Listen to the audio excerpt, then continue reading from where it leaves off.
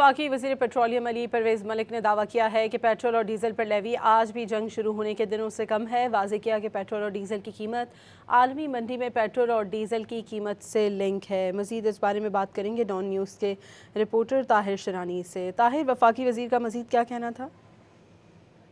फारूक की ज़ेर सदारत सैनेट की कायमा कमेटी बराए पेट्रोलियम के इजलास में वफाकी वज़ीर पेट्रोलियम अली परवेज़ मलिक की जानिब से ब्रीफिंग दी गई।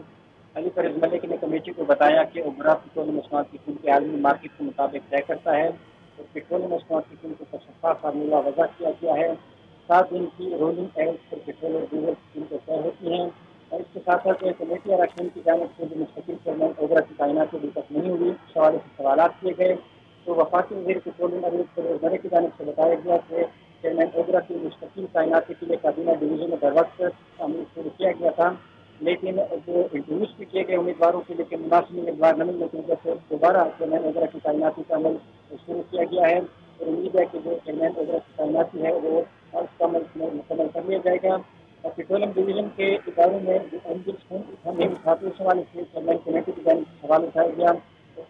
हुआ कमेटी के इस मामले को सरकार जी, कमेटी में लाया जाएगा। इसके साथ साथ जो दीगर मुख्तलिफ मामला है वो कमेटी में बात की गई है। बहुत शुक्रिया ताहिर शरानी आपका।